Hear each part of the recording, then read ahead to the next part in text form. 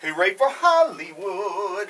Hello there, I am Stan the Movie Man with your WIMZ.com movie review. This week at WIMZ.com it was a three-way tie between Stan's Choice, Silent House, and John Carter. So my choice was to see both Silent House and John Carter. Let's start with John Carter. Based on the series of stories from Edgar Rice Burroughs, it follows the adventures of one John Carter, played by Taylor Kitsch. He encounters an unusual being in a cave, a bald guy with a glittering robe, and he's about to be killed by this guy. When he shoots him, the man then falls down, holding onto some sort of amulet, and begins saying unintelligible words. Carter leans over and listens to what he says and repeats the last word he says, holding on to that amulet, and he is magically transported to another world. He doesn't realize he's on another world at first, although he is able to jump what appears to be 60 feet in the air and 120 feet in a straight line. He can throw a big rock practically a mile. He encounters various races of people. Some are very tall, green, with 4 arms. Others are more humanoid, and he runs into a few more of those bald guys with the glittery robes. Turns out Carter is found himself in the middle of a war between various power factions, and on top of that, he's on Mars. And even though he protests numerous times through the film, he becomes involved in the fight because it is a worthy cause. It's a Disney film, although there is a little language in it, and it looks spectacular. The CG is very good, very believable, and it's got some good action pieces in it. There's a little problem, though.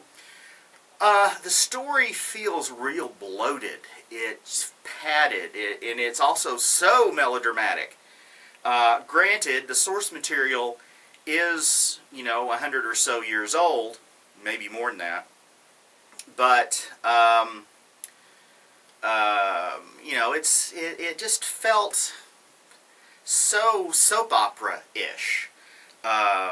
There's the damsel in distress who can really take care of herself, but she needs a man to solve her problems.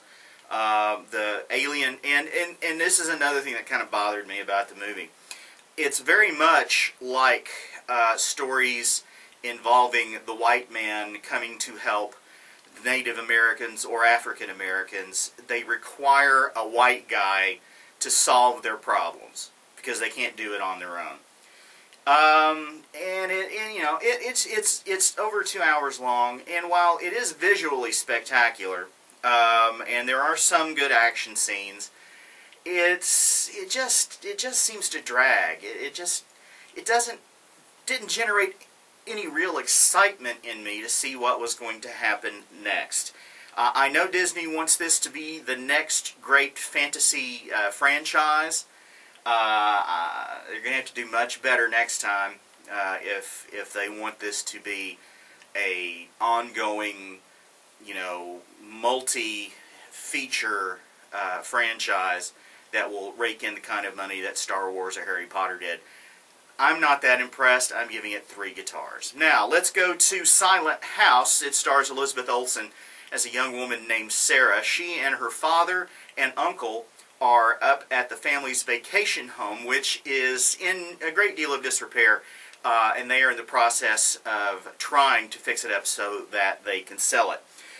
But something odd happens, and it feels like there's a presence in the house, and Sarah's father disappears, and there's noises and people trying to grab her from time to time. And she's frightened to death, and there are some dark secrets in this house that are revealed, and to give us an idea of what's happening. Okay, I really like this movie. right up until the last shot. And that's kind of a misstatement, because the film is shot in such a way in that it looks like one very long take, like an unbroken take, like a stage play. But you know, it's handheld camera following an actor around this house, and getting in real tight and claustrophobic, and a lot of real close shots of Elizabeth Olsen's face. She's a very, very good actress, very convincing in this part.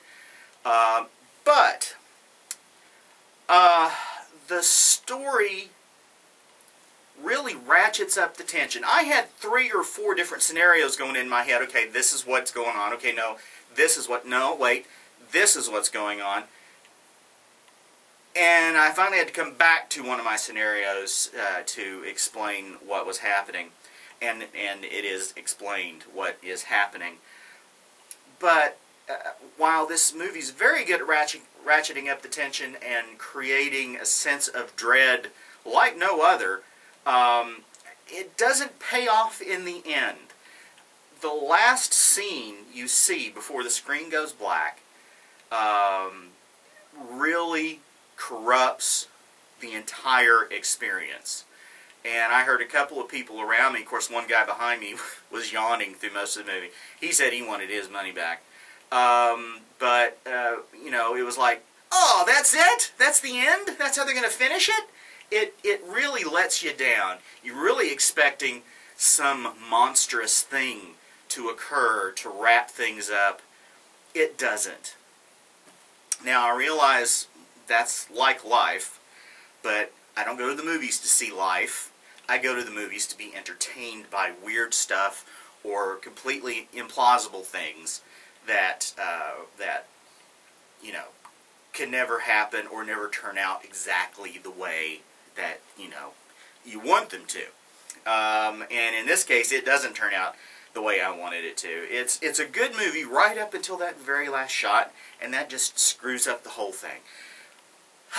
But I'm a little torn, because I did like the movie. It delivers some good scares, but the very end is just blows it. I'm going to give Silent House, oh, what am I going to give it?